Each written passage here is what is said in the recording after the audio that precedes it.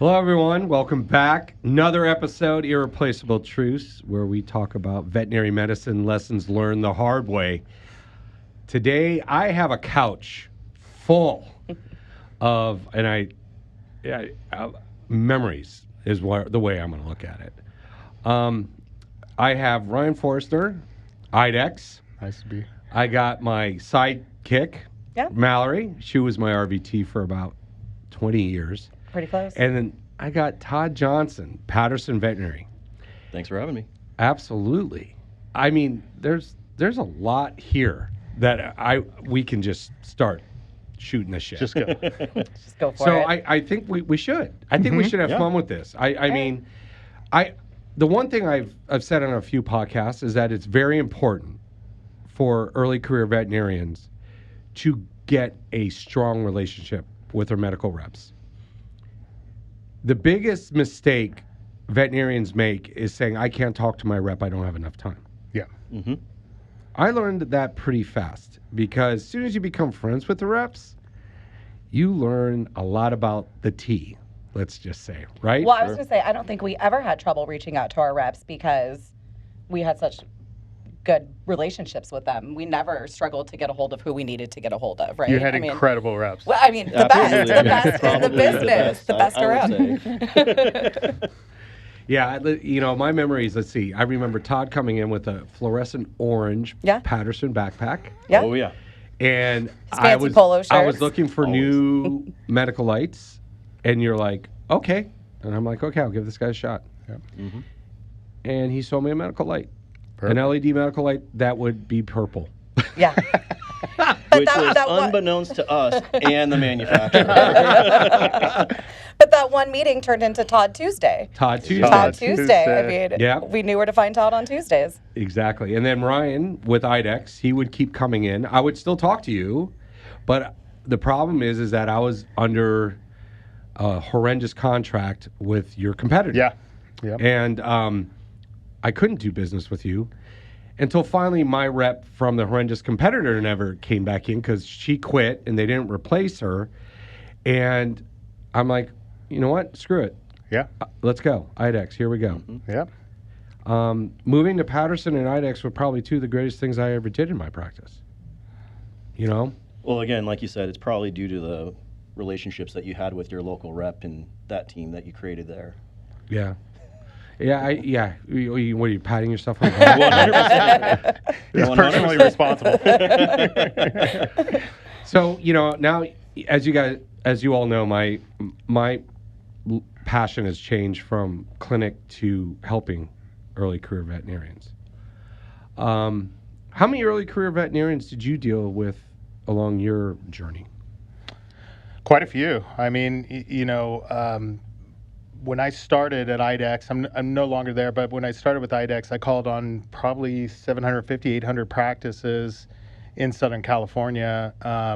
Towards the end of my tenure, it was closer to about 130. So I was constantly in front and adding value to those conversations. But, many veterinarians were, 5 years in, 6 years in, right out of school, the associates.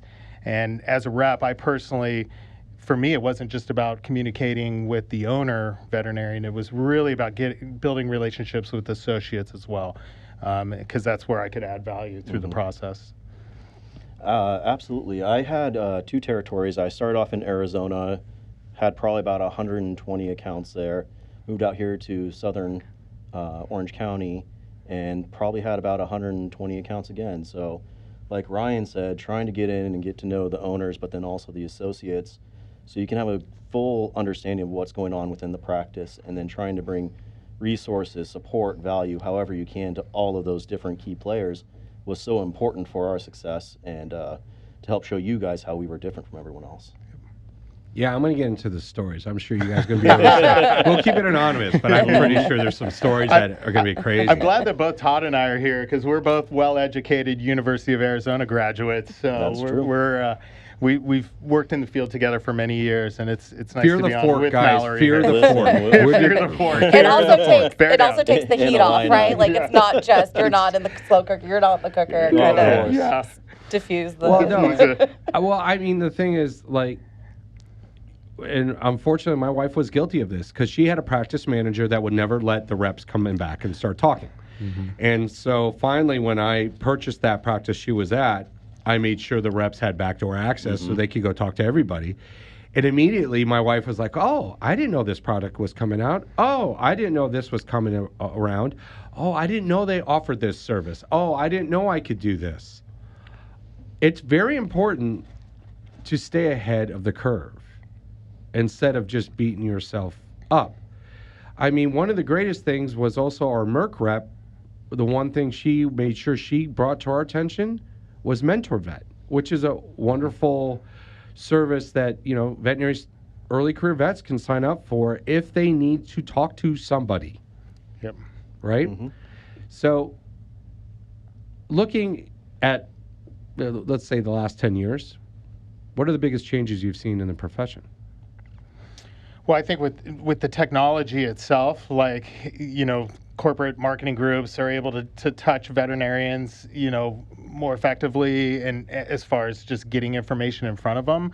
But it's not always a good touch. It's not always a good touch, exactly. And I think that's, as a rep, we really spent time understanding the needs of that particular hospital so that we could bring something of value. Maybe it's just simply education. We're not always there to sell a product or push a solution. Obviously, we want to walk through and understand the true needs of that hospital, because education could be where it's at. So for me as a rep, I just wanted to impact the value aspect of what we were bringing. And there's no use talking about certain things if it's of no value to that particular practice. Yeah, I completely agree with you there. A lot of the times as a rep, it's easy for you to focus on, hey, I get paid through commissions. However, when you walk through the door of a practice, you really have to put your needs and your desires on the back burner and sit there and really say, Dr. G, I know that you have goals, you have aspirations, and we really want to understand where you are and where you want to go, because if we can bring you some solutions to help get you there or point you in the right direction, whether that's with us or someone else, it's going to help you be a better practitioner and a better business owner. And stuff like that in the big picture is what truly, truly matters, because it's not a one-done thing. This is a true relationship going back and forth, and we want it to be as such.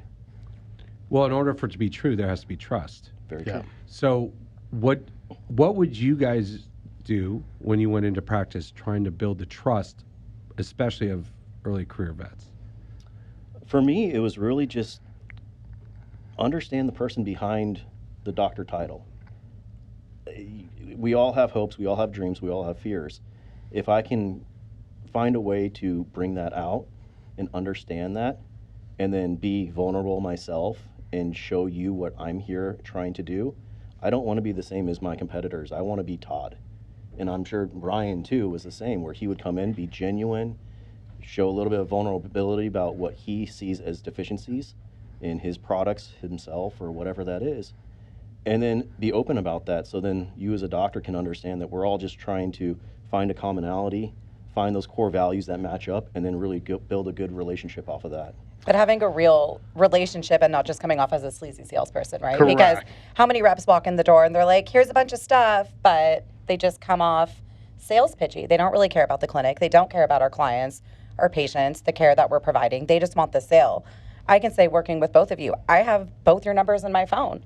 I was able to call you guys at any point. One point, you came in with a part for our CBC machine that wasn't working. We had to do chemotherapy later that day, and we'd already postponed it a couple days because our machine was broken. The part got lost in delivery, and the only time I've seen you sweat, you threw your tie over your shoulder, your nice little button-down shirt, and you had something thrown over your shoulder. Maybe it was your jacket, but you fixed our machine. You were in the back taking it apart, and you were there for us. You're like, Ryan, we need you. Yeah, and that's a big part of the trust aspect, right? As a veterinary hospital owner, you want to be and work with reps who you know are going to be there on, if there's an issue or a problem. I know with Mallory, either helping service a analyzer or change out that part or something like that. To be able to do that myself and not because typically the technician would be responsible for maybe swapping out a machine. So again, it's just really goes to that value statement, and that's how you build trust is, this guy's not here trying to sell me a bunch of snap tests or consumables or whatever. He genuinely understands that maybe there's an opportunity to expand diagnostic protocol or do something that's going to impact the success and the health of the hospital and bring something that is tied to your goals, not something that's tied to the rep's agenda, Both of you were very nice to introduce me to your CEOs. Mm-hmm. I mean, and you made an impact. I did. I mean, that's he tends to do that. Yeah. I mean, how many people can say that they actually met the CEO and had breakfast with the CEO of IDEXX, or had a lunch meeting with the CEO of Patterson. I found that made a huge difference because they actually sat down and listened to what my concerns were and what ideas I did have. And because of that, my relationship with those companies got even bigger. Mm-hmm. We were the first practice in Southern California to have the IDEXX urinalysis machine. Yep. We were the first practice in Southern California to have the IDEXX cytology machine. Mm-hmm. Yep. We were one of the first practices that were able to use. There's something else that we did. We did something else. I can't even remember. But I mean, with IDEXX, it was very specific because you guys just sold lab. Correct. With Todd, with Patterson, the whole world opened because they sold everything except IDEXX products. Mm-hmm. Yeah, great for you two, right? No competition there. So, but no, it was unbelievable. And if I needed anything, mm-hmm. I had any example is like when LRS went on national back order. Mm-hmm. I called Todd and I said, Todd, what are we going to do? And he would give me options immediately on the phone. I mean, that was huge. Oh, yeah. I know I don't want to sound bad here, but as a rep, you want to help those that you get along with, you have a lot of commonalities with, and they support you. So going back to kind of what you're saying about meeting the CEOs, going back to trust. I wanted to bring him in to meet someone that I really trusted, would explain what the hardships that you go through. Where are we lacking so we can get better and then make a true impact? And that's something that I'd really trusted you with. He still owes you a Coke, by the way, but that'll be a whole nother thing.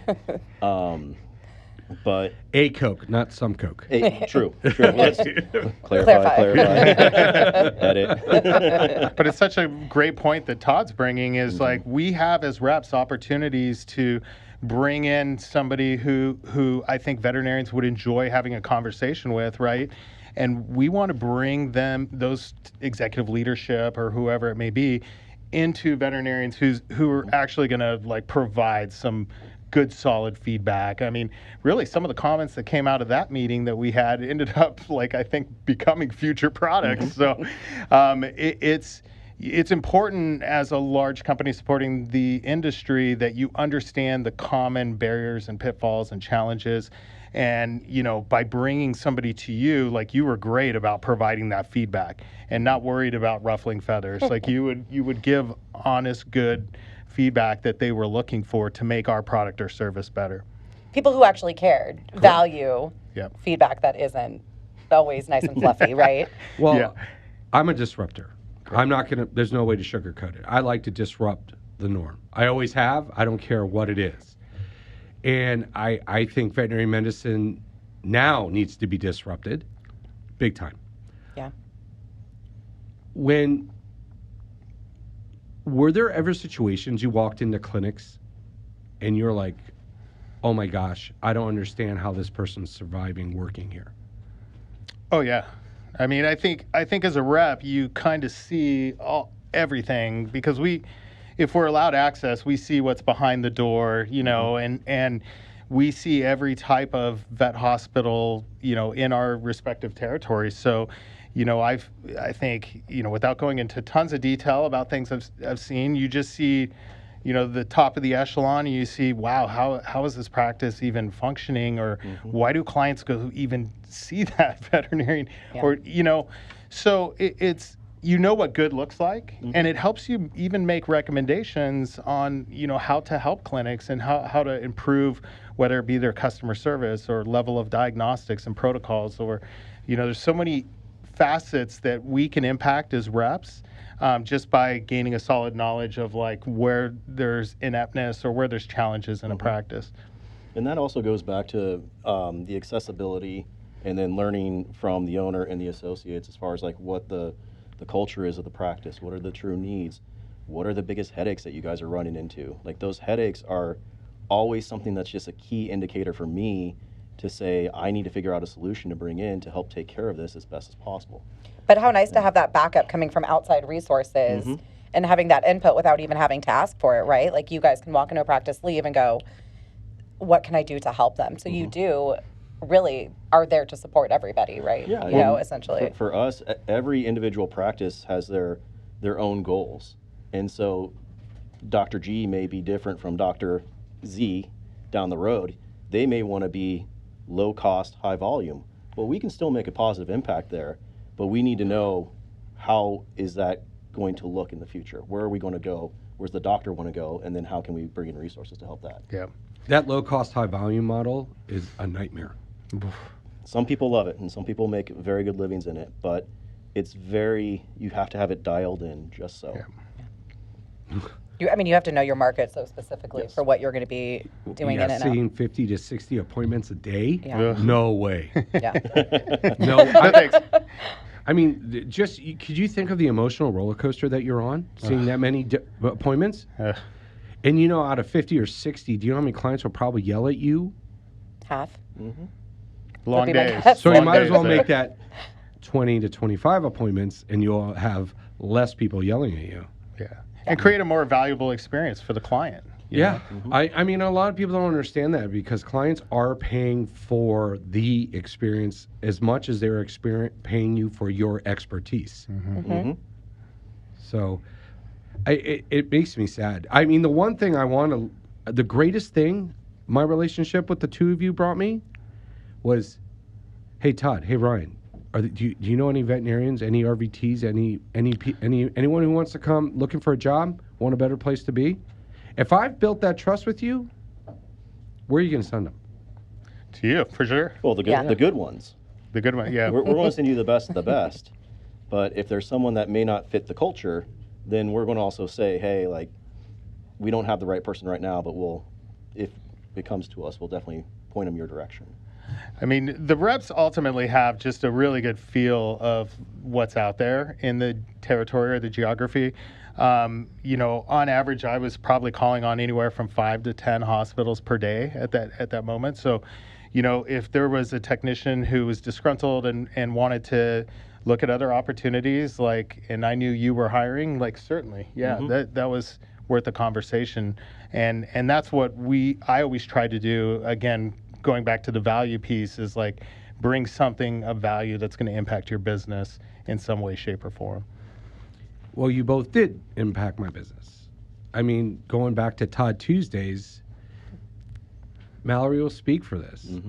We look forward to Todd Tuesdays. We loved it. We were so sad when... Because I brought you guys In-N-Out Burger. so that was a huge part of it, Todd. But we also genuinely... I knew my role. you know your place at Canyon, right? Food always brought us... No, but we thoroughly enjoyed seeing you, right? I mean, we could be in surgery, could wave through the window. Always. I felt like you would kind of stick around and wait for everyone to be able to chat with everybody, but... I mean, Teresa had a good crush on you going there for a little bit. I didn't know about that one. Oh, she did. Loved her some Todd Tuesday. But it was just great, always seeing you guys and always having you guys around. We look forward to when you guys come in. Yeah. But not being back to that creepy sales rep or that cheesy sales rep role. Well, and reps who are tenured in the vet industry, you could have them come in and it's not a disruption, right? Even if you're doing surgery, I always loved Dr. G would be doing an extraction or some type of surgical procedure, and I'd be off in the distance, but still able to have a conversation with him, and it's just effective use of time, bringing something of value not just to him but to the entire staff. And I think that's where you can really differentiate yourself as a rep. Well, I mean, the fact that you're able again to bring in and just say, "Hey, just got word that such and such product is going to go on back order, or this is a new product that's coming out, don't know much about it, but I'm going to bring the actual rep in from the company to speak to you. I mean, those are huge advantages that make your life easier. I really feel as if, like in vet school, I mean, like the reps would come visit vet school, they bring pizza and they talk about a product, right? Yeah. Which was great. I love learning about new products, but I didn't think it was, I wanted to get to know the person better, because I'm thinking to myself, I need to tap into that network. That's like, if I get close with Todd and I build trust in a relationship with Todd or a relationship with Ryan, all of a sudden I'm tapping into their network. And your network is hundreds of clinics. Yeah. And hundreds of companies. Yeah, Exactly. I remember I was trying to do the remodel Oh, jeez. at Canyon. And remodel. I mean, the thing is, like, That was a fun one. and you found out, and you're like, hey, you do realize that Patterson does have a design. Yeah. Satellite. And I was like, oh, that's amazing. And then also they were like, we also have, you can buy your cages and all your stuff from here, and we have this financing and all that. Oh, yeah. If I didn't know you, I would never have known that was available. When I was working at OCVAS, we were looking to open up a kind of working portion, a more lab-oriented portion of our program. Orange County Veterinary Assistant School. Yes. And I immediately reached out to Todd. I mean, that was the first person I called, and he was like, all right, this is what we can do. Here's my guy. Here's the number. But I had zero hesitation. As soon as I knew we were going to start building out, I knew who to call. And if we have trouble with our machines, I know Ryan's not the rep for, OCVAS, but I was like, if I ever had any big looming questions, I always knew I could go to them. But again, like you said, you priced things out for us about opening, and it really helped. Well, and that's being that partner with you guys and understanding the first step, create budgets, just get all that stuff in line to help make your guys' life easier. If you don't have the right resources, partnerships, and people that you know and trust, everything's a lot harder in life. And no one gets where they are successfully without people there supporting them. So I think that the industry as a whole could do a lot better together than we do apart.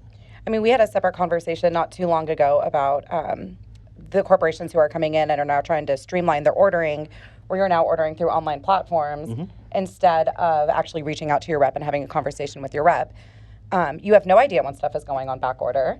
You have no idea when stuff is going to be shorted, and you're kind of just left looming, and you have no idea when stuff is going to come back in stock. And as a practice owner, you have no idea when the price is going to go up 30x. Right, and you have no idea when new products are coming out. It's all of a sudden in your search menu when you're looking for products, and you're like, oh, I didn't even know that came out. But I know specifically once we went corporate, we really lost our relationships with our reps because everything has to be done, according to thetheir rules and how they want things done. Yeah. Purchasing. Yeah, it's crazy. I mean, really, if you're not seeing your reps, you're doing yourself kind of a disservice as far as just even on the business side. Like, how do you know, the pricing is in line? Have you guys discussed, opportunities there? We used to deal with preventative care offerings where you had an opportunity to earn additional IDEX points and different things that were available as far as resources for you. Don't get me going on that next point. I thrived. She's like, hey, G, just to let you know, I bought 5 boxes of Spec CPL because I got you a blanket. Yeah. And literally the blanket was about as big as my iPad. Yeah, it was a small blanket. Small blanket? Yeah, it was more like a dog. Wouldn't even work for the pig, huh? I wouldn't even work for He's like, he was like, oh, so about my, X amount IDEX bill. And I was like, you got a blanket? Like, what? But I mean, if you didn't know about IDEX points, you never would have been able to get the blanket or the CPL test. And, it's just, again, there's promotions, there's opportunities. You know what you did for me, Todd? You told me about the Patterson credit card. Oh, yeah. And that Patterson Visa card, I bought everything at Patterson on that Visa card. And I mean, when you get 10x points as a practice owner, I mean, there's very few benefits financially, tax-wise, from owning practices. I mean, you could be creative, right? Yeah. But I had so many points. It was all Christmas was done. Love that. We could go on a travel. Love that. I mean, those are things though. But you gave me that. You said, "Hey, we got a credit card, Yeah. and you get like, right now you get 50,000 bonus points for signing up." I'm like, "Oh, okay. Well, considering I order through Patterson, Right. why don't Makes I use sense. this credit card?" Yep. Like, and that gets back to the business piece though that really isn't taught in school. Correct. And knowing your reps isn't taught in school. Mm-hmm. It's the soft skills that are totally avoided in school. Mm-hmm. And that's why I bring wonderful people like you in to explain how important those soft skills are. Do you see a huge difference between your seasoned vets and your new grads just in the way that they interact with you guys and the way that they kind of handle themselves in the clinic? Certainly, yeah. I mean, every veterinarian kind of has their own approach to the situation, but I would definitely see the younger vets are a little bit more open-minded on, like, going back to my diagnostic days, like protocol expansion. You know, are we just screening for heartworm, or are we doing a full vector-borne, tick-borne screen? You know, and why? Well, I've always just screened for heartworm because that's what we've always done, and then you can have kind of an intelligent conversation around what the prevalence is here in Orange County, different things. But I felt like, maybe sometimes a veterinarian who's practiced for 25 or 30 years are kind of set in their ways as far as their protocols and what tests they ran. Which is a big mistake as well. Correct. Yeah.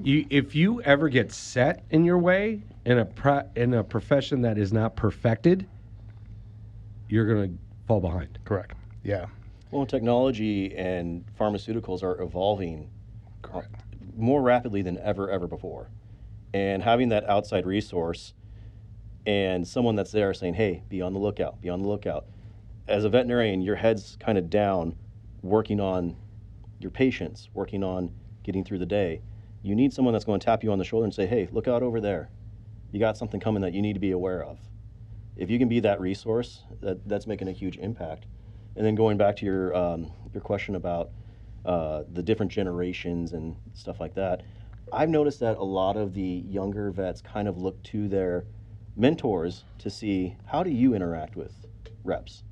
Are you friendly towards them? Are you kind of distant? And they kind of mirror that. And I think that that's something that can really help with the older, more seasoned veteran people, helping them understand why reps are coming in, why they're important, and how they can be utilized to help them both with the medical side of the practice as well as the business side. Yeah, I mean, I would see over my time of calling on the vet industry that, if there was ever an instance where maybe a veterinarian didn't talk to me immediately, you end up finding down the road, once you can expose it, that there was probably a bad situation or something that had happened. And they really hold that memory near and dear. Like, they don't forget things. And it's usually not you. It's usually just some random... It's a random... previous rep or something. But they maybe had a bad experience with the company.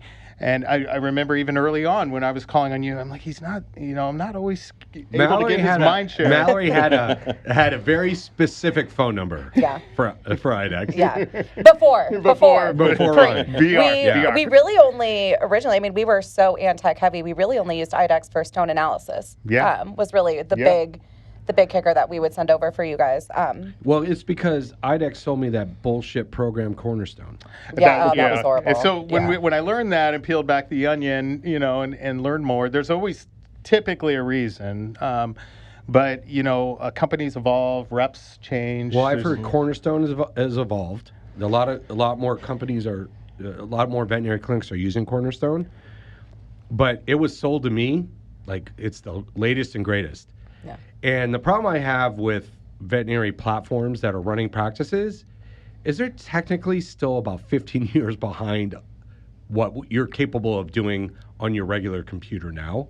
So it was like a DOS-based program. Like, you had to click here, open this page. There was no copy-paste function. It was, and they were like, "Oh, go paperless." And you're like, and I remember they took me to a practice that was pimped out IDEX. Everything was IDEX. They're like, "Come see what we're going to be able to do with your practice." And we walked in there, and they had the IDEX blood machines, X-ray machine, which, by the way, the IDEX X-ray machine these new ones are amazing. But everything was IDEX, and they're like, we're all going to run it from right here. And they brought the veterinarian out, and they're like, show them how it's done. And it was a total freaking goose egg. This is before my time. The veterinarian did not know how to go from thing to thing. The techs couldn't get the X-ray machine to pull up, the blood work to pull up, all that stuff. On the way home, that's when I'm like, okay, we're out of here. Impromed, you're in. Yeah. And again, that was before my time, but that's because a rep misled me. And that's too, it just shows you technology and how it's evolving. Like that platform really, I mean, everything now is kind of cloud-based and a little bit more advanced as far as the technology, but still, that was a big step from paper records, right? You know. But don't tell me it's ready to go paper light or paperless. It wasn't me. I know. but we were going to talk about nightmare stories. Let's go with it, because we had another one. We had the 100-year flood in Laguna Canyon. Yeah. And my laser, R.I.P. because it picked up and it everything made it except the laser. For some reason, it picked up and it fell in the water. So what did it fried the motherboard, right? And the guy came in and he's like, oh, well, this technically is not covered by the warranty. And I'm like, okay. He's like, let me go make a phone call. And this guy goes outside, and he's not the smartest. He stood by my window. Yeah. And I 1970s windows, right? That have window that was right by the parking area. And I heard him talk to his boss. He's like, oh yeah, man, I think I got him. I'm going to sell him another 5-year warranty, and we're going to get him. He's going to pay for a new machine. Oh, jeez. Oh, my gosh. Wow. Is that how you build trust? Right. Yeah. So he comes back in, and I told him, you know what? Just do me a favor. I can't get rid of this machine because it's trash, and I can't throw it in the dumpster. Why don't you take it with you? We'll put it in your car for you. Yeah. And you should have seen the look in his face like, what the hell just happened? Wow. Yeah. Yeah. But also, you should be able to have those conversations in front of the doctors to build trust, right? I never saw either one. You walked outside for different reasons. You never walked outside to have a conversation about us, about the clinic, or ways that you could help us, right? Maybe it was your wife calling. They would call in front of us. Right. There's no shame in the game, right? Yeah. I mean, you weren't trying to pull anything over us. And again, you were a very unique practice. Not every practice was like that. You kind of were like my home away from home in the fact that I always felt like I could ask Dr. G specific questions that I was getting pushback on, and to better understand medically why maybe a doctor wasn't all about SDMA or all about a specific test. So not all customers were like that, and I credit your success to the fact that not only would you see reps, but you would answer our questions and you would spend some time with us. It was very unique. You don't see that everywhere. Well, like I said, I like to be a disruptor. Yeah. But also, I think it's really helpful, too, when new products were coming out. Like you said, we were one of the first clinics with the in-house cytology machine, and we had some kinks in the issue with, in the beginning with some issues with it. And, but we figured it out. We got it up. We got it running, and we were going straight through it. But, hopefully that avoided some other future problems for you guys, right? Or things that you could, right? Your light's purple. Hey. By the way. That's not even mentioning the time that it fell on the patient while it was in surgery. Morgan caught it. Morgan caught the light, right? Little 80-pound Morgan caught the light with one hand. I remember, I can actually, I'll tell you a quick story. Oh, we're going horror stories. Okay, we're going back to horror stories. And just to clarify, it wasn't on the patient. The patient was in surgery, and it almost got the patient. I think I know the exact time that your wife actually started to trust me, and it was, you called me at 6:30. I was at the gym. Doesn't look like it anymore, but I was at that time. Well, you're a father now. I know, it happens. Yeah. But you call me, you go, Todd, I gotta be really honest with you. Amy is really, really upset. And I was like, put her on. And we did a 3-way call, and I apologized profusely because it was something that we genuinely messed up on. But I was going to make sure that we got it taken care of. And I was there the next morning. We're getting it all taken care of, squared away. And I think after we got that done, I think that's when she kind of understood the difference between someone that is here, hey, I'm going to get them. I'll get this 5-year warranty and a new unit, versus, hey, we got an issue and we got to get this fixed. Well, the issue that she was dealing with is the next thing I wanted to bring up, which is what we call the gatekeeper, right? Every practice has a gatekeeper. The gatekeeper is the person that does not allow your reps to come talk to you. What are some of your, and with her specifically, it was after I bought the practice, and I was moving away from the company that the gatekeeper absolutely loved, and actually left the practice for a while to go work for, but then came back. And she had convinced my wife that every other company was the devil and no one would do what this company was doing. Right then and there, Todd, you proved to her that the gatekeeper was wrong. Mm-hmm. And right then and there, I was able to tell her it's very important that you talk to your reps, your associates talk to your reps, your RVTs talk to your reps, and even the receptionists talk to your reps, because Patterson was offering a phenomenal product that allowed us to text our clients. Yep. That was amazing. And you also had the product that would send out service reminders. Mm-hmm. That after we sold, immediately was changed to some POS. I'm going to try to keep it PG. POS program that did nothing but fail. Yeah. Mm-hmm. And guess who we had to talk to? Nobody. No one. Nobody. No. Yeah. And our clients were furious. Yeah. Give me a nightmare gatekeeper story. Oh, wow. Where to begin? Let's go back into the Rolodex for that one. Yeah, I mean, we've experienced as reps, I think, everything you could possibly imagine as far as trying to gain access. And, I always would try different methods. Like, there was always just one hospital in particular that over my 12 and a half years, only on one occasion I was able to kind of get in the back, and it was with the help of a distribution partner actually helped me at that time. So, I think there's not like a crazy horror story or anything like that involved, but it's just like you were just shut down with certain hospitals in certain cases. My first career out of college was working in the copier world with Xerox, and so I was comfortable with being told no and coming back, and I think ultimately people would understand that I'm not threatening them by trying to like sell them something. I'm really here to help the clinic.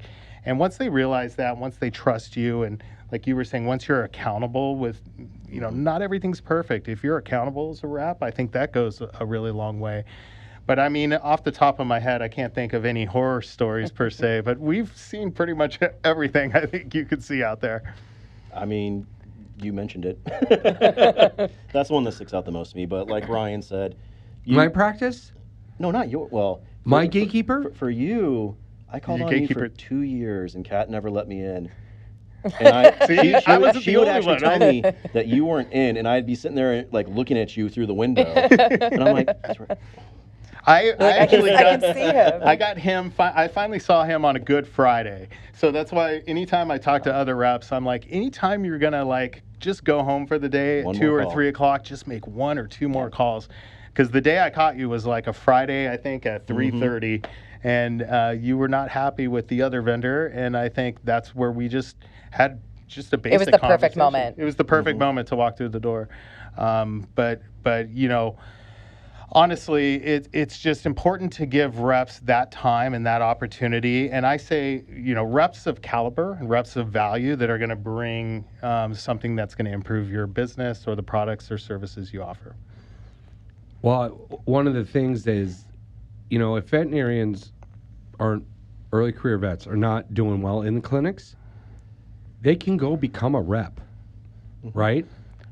100%. Yeah, I can only speak on the diagnostic side, but diagnostic companies now have veterinarians that are part of their extended sales teams that kind of cover a geography, which was extremely beneficial for me because I learned about hypertrophic cardiomyopathy or SDMA, like the medical benefits or diagnosing kidney disease or iris staging. Those are big words for an Arizona grad. I know, I'm really proud of you. Look at you. I mean, once they're ingrained, they're almost like a kind of a fecal code. I still Right? know all the fecal codes for. Yeah, the stone code is 909 for your stone, for the stone analysis. IDEX stone code is 909. It is, if Yes. anybody was wondering. And that just will tell you what it is. It won't give you the breakdown. I remember one time we sent it out. I don't know what it was, at the very beginning of practice when I just started.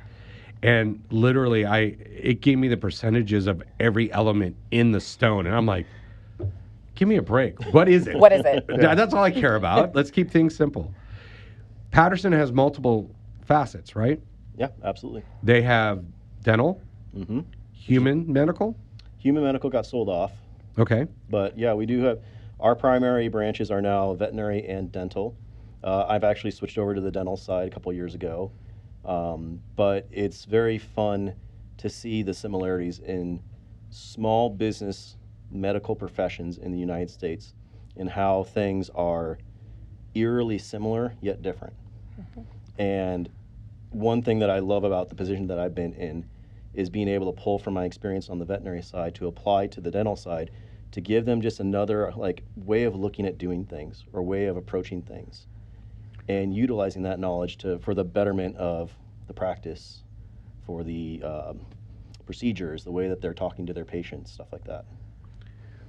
Was there ever a time where you were able to talk to an early career vet that was having difficulty? I mean, Give them advice? Yeah, I mean, I feel like I can't draw the specific situation, but I was involved with a lot of startup hospitals and doctors who maybe had 5-6 years of experience who were really kind of learning the ropes, I would say, early on.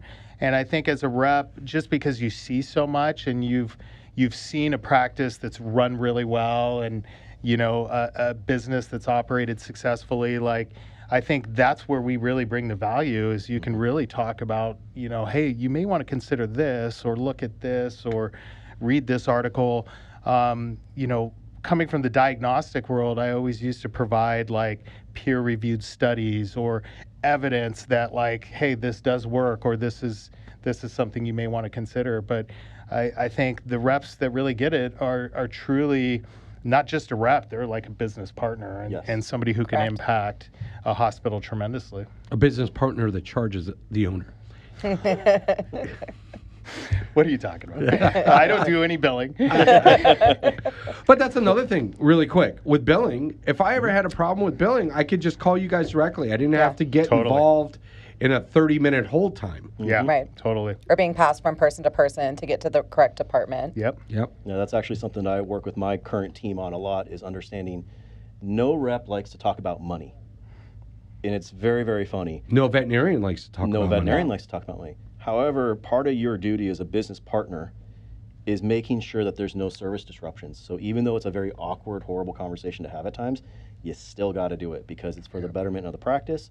It's making sure that you're getting the stuff that you need to be able to perform the procedures that you're going to do. And it's 30 seconds of awkwardness to maintain and build that trust even more. Yeah. Yeah. Well, before I was with Patterson, I was with Victor Medical. And I still did stuff with Victor because I really loved, and you guys know the rep. Amazing man. Amazing, right? Yeah. No, there's no ifs, ands, or buts about it. But the one thing that really, did it for me is my daughter's calling. Maybe you should. I mean, it could be an emergency. No, it's not. So, but the one thing that Victor Medical did with me is they decided to work with me during 2007, 2008, 2009, when, revenue was down. Revenue was down. Yeah. Period. Revenue was down. Yeah. And I still needed supplies. I was still seeing people, but people weren't able to pay their invoices. The Bank of Canyon was open. Yeah. Because I was always, and Mallory can speak to this, that I never thought, if I could help an animal, I would do everything in my power to help the animal, right? Yeah. It wouldn't be gold standard, but we would find a way. Yeah. Yeah. So it was because of my rep that I was able to get that done. Mm-hmm. So, I mean, and I mean, that's the thing also. You were able to do creative financing through IDEX with me. You're like, oh, yeah, we do this bank, we'll do this, we can do this loans. And even Patterson had their own 0% interest loans on stuff. I remember one time, just to be a total obnoxious guy, I bought something for like $1,200. That one got called out. I don't think I ever told you about that, but I got a phone call for that one going, Todd, are you serious on this one? Oh, really? Didn't I take like a 10-year loan on it? I want to say it was 12 months, 0% for like you said, $1,200. And they were just, I got that phone call. Can you just like get him to do like some split payments or something? I'm like, nope, that's what he wants. We got to go for it. Wants the financing. That's awesome. But I mean, that's what you do. You got to have fun with this profession, right? Yeah. You got to have fun.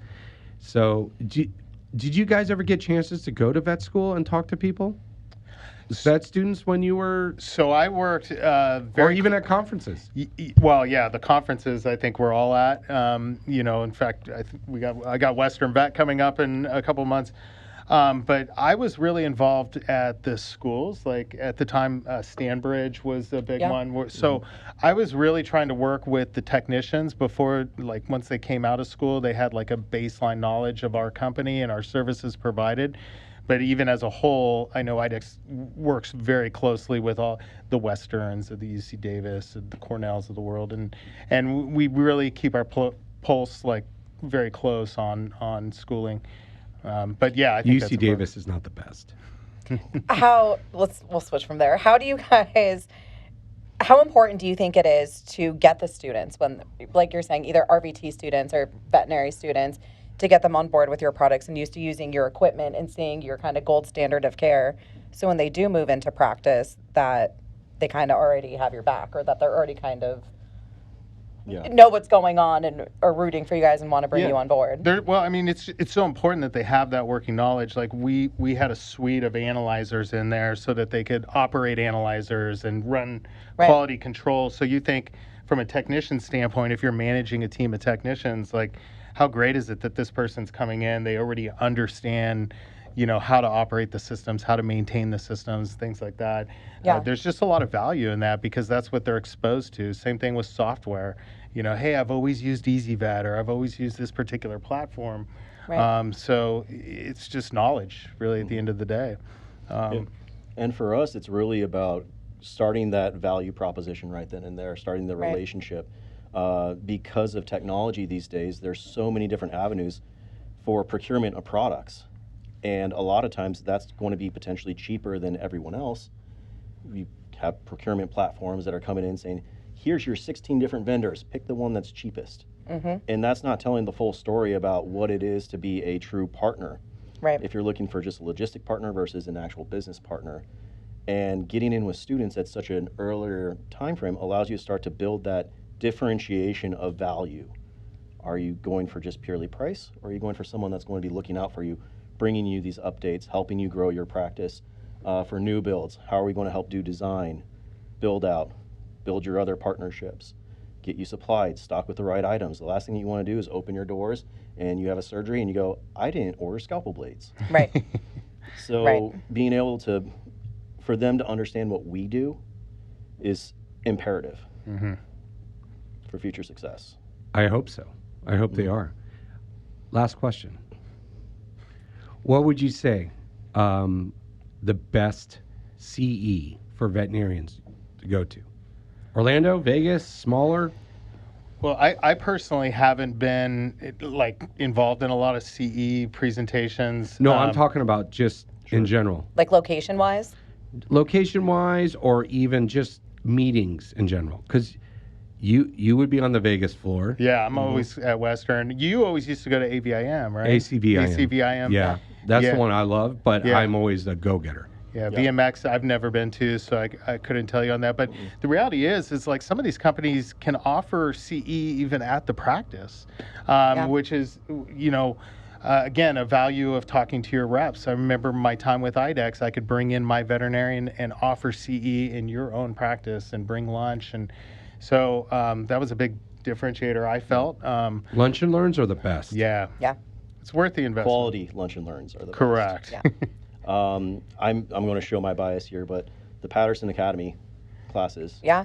We had quite a few employees who. I did them. Yeah. Yeah, veterinarians went to school to become veterinarians, but they didn't get the other part of the industry.